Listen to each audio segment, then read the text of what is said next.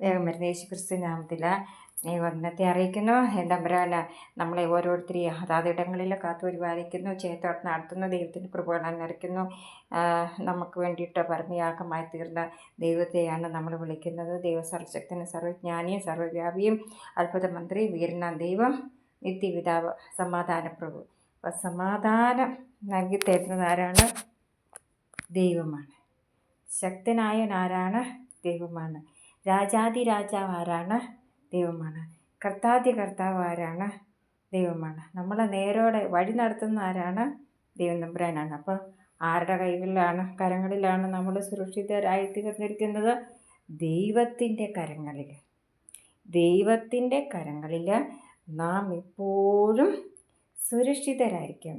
നമ്മുടെ ഹൃദയത്തിൻ്റെ കവാടം ദൈവത്തിന് വേണ്ടിയിട്ട് തുറന്നു കൊടുക്കണം. കർത്താവായ യേശു ക്രിസ്തുവിൽ വിശ്വസിക്കാം, എന്നാൽ നീയും നിൻ്റെ കുടുംബവും രക്ഷ പ്രാപിക്കും. അപ്പോൾ കുടുംബമായിട്ട് നമ്മളെല്ലാവരും രക്ഷയുടെ അനുഭവത്തിലേക്ക് വന്നു കഴിയുമ്പോൾ ആ ഭവനത്തിന് എന്താണ് ഉണ്ടാകുന്നത്? സമാധാനം ഉണ്ടാകും. എല്ലാ കാര്യങ്ങൾക്കും പ്രതികൂല സാഹചര്യങ്ങൾ അനുകൂലമായി തീർക്കും. അതുപോലെ പ്രതിസന്ധികളിൽ തളരാതെ നിൽപ്പാനുള്ള കൃപകളാൽ നമ്മളെ നിറയ്ക്കും. അപ്പോൾ അങ്ങനെയുള്ള ഭവനത്തിൽ യേശു ക്രിസ്തുവിന് ഒന്നാം സ്ഥാനം നൽകി കൊടുത്തുകൊണ്ട് ജീവിക്കുന്ന ഭവനങ്ങളിലുള്ളവരെ ആര് വഴി നടത്തും? ദൈവം വഴി നടത്തും. ഈ ലോകത്ത് ജനിച്ച് വളരുന്ന എല്ലാവരെയും വഴി നടത്തുന്ന ദൈവമാണ്. എല്ലാവരെയും സ്നേഹിക്കുന്നത് ദൈവമാണ്. എല്ലാവരോടും കരുണ കാണിക്കുന്നത് ദൈവമാണ്. അപ്പോൾ ഈ ദൈവത്തിൻ്റെ വചനം നമ്മൾ വായിക്കണ്ടേ? ദൈവത്തോട് പ്രാർത്ഥിക്കണ്ടേ? ദൈവസന്നിധിയിൽ കടന്നു പോകണ്ടേ? ദൈവത്തെ ആരാധിച്ച് മഹത്വപ്പെടുത്തണ്ടേ? അതാ ദൈവം അത്യുന്നതനാണ്. അതാണ് വീര്യപ്രവർത്തികൾ ചെയ്യുന്ന ആളാണ് നമ്മുടെ ദൈവം. എത്രയോ പേരെ സൗഖ്യമാക്കി. അത് ബൈബിളിൽ നമ്മൾക്ക് ഓരോ കാര്യം സഹിതം മനസ്സിലാക്കാൻ സാധിക്കും. അപ്പോൾ നമ്മളുടെ രോഗത്തിൻ്റെ സൗഖ്യം തരുന്നത് ആരാണ്? അല്ലെ, നമ്മുടെ സൗഖ്യദായകൻ ആരാണ്? ദൈവമാണ്. പിന്നെ ഞാൻ സമാധാനത്തോടെ കിടന്നിറങ്ങും, നീയല്ലോ യഹോവേ എന്നെ നിർഭയം വസിക്കുമാറാക്കുന്ന. അപ്പോൾ ഒരു സമാധാനം ഈ ഹൃദയത്തിനുള്ളിൽ ഒരു സമാധാനം വേണമെന്നുണ്ടെങ്കിൽ കർത്താവ് ഹൃദയത്തിനുള്ളിൽ ഉണ്ടെങ്കിൽ മാത്രമേ നമുക്ക് സമാധാനം ഉണ്ടാവൂ. ഈ സമാധാനം നൽകി തരുന്ന ആൾ നമ്മുടെ ദൈവമാണ്. അപ്പോൾ നമുക്ക് ഓരോ എന്തൊക്കെ ഉണ്ടെന്ന് പറഞ്ഞാലും ഒരു സമാധാനം ഇല്ലെങ്കിൽ നമ്മുടെ ജീവിതം വളരെ പ്രയാസമായിരിക്കും. അപ്പോൾ സമാധാനത്തെ നിറയ്ക്കാനായിട്ട്, സന്തോഷത്തിനെ നിറയ്ക്കാനായിട്ട് ആർക്ക് സാധിക്കും?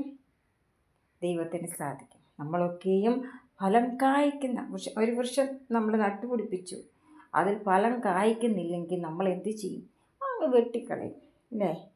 ഫലം കായ്ക്കാതിരിക്കുന്ന ഒരു വ്യക്തി വൃക്ഷം സങ്കടം തോന്നാർക്ക്? ദൈവത്തിന് സങ്കടം തോന്നും. ഫലം കായ്ച്ചുകൊണ്ടിരിക്കുന്ന ഒരു വ്യക്തി ഭയങ്കര സന്തോഷം. അപ്പോൾ അതായത് ഉയർച്ച പ്രാപിച്ച് ആത്മീയ ഭൗതികയിൽ ഉയർച്ച പ്രാപിച്ചു പോകുക എന്ന് പറയുമ്പോൾ അത് വലിയൊരു അനുഗ്രഹമാണ്. നമ്മളോർക്കും നമ്മൾ ഈ ലോകത്ത് ജീവിക്കുമ്പോൾ ഇങ്ങനെ കരഞ്ഞയോ, അങ്ങനെയല്ല. നമ്മൾ സന്തോഷമായിട്ട് വേണം നമ്മൾ ഈ ഭൂമി ജീവിക്കുമ്പോഴും ജീവിക്കാനായിട്ട്.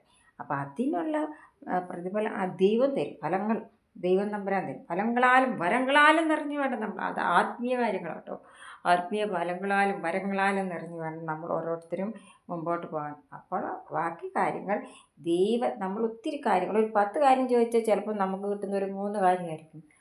പക്ഷേ ആ ദൈവത്തിന് വേണ്ടുന്ന കാര്യങ്ങൾ നമുക്ക് ദൈവം തമ്പുരാൻ നൽകി പാൽപ്പൂരി വേണ്ടുന്ന കാര്യങ്ങൾ യഥാസമയങ്ങളിൽ നൽകി തരുവാൻ ആർക്ക് സാധിക്കും? ദൈവത്തിന് സാധിക്കും. അപ്പോൾ ഉൽപ്പത്തിയിൽ ആരംഭം വെളിപ്പാടോടുകൂടിയാണ് അവസാനിക്കുന്നത്. അതാണ് ഉൽപ്പത്തി. അത് പഴയ നിയമം നമ്മൾ വായിക്കണം. നിങ്ങളുടെ കുഞ്ഞുങ്ങളെ കൊച്ചു പൈതങ്ങളെ നിങ്ങൾ പുസ്തകക്രമം പഠിപ്പിക്കണം, വാക്യങ്ങൾ പഠിപ്പിക്കണം. അതുപോലെ ബൈബിളിൽ ഓരോ വ്യക്തികളെക്കുറിച്ച് പറഞ്ഞിട്ടുണ്ട്.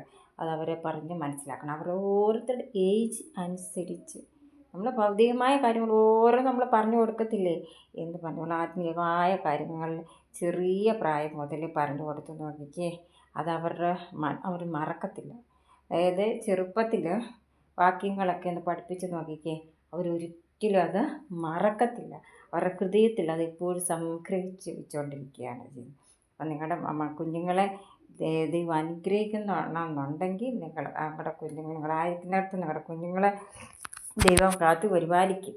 അപ്പം കാത്തു പരിപാലിക്കുന്ന കുഞ്ഞുങ്ങൾ എന്ത് ചെയ്യണം?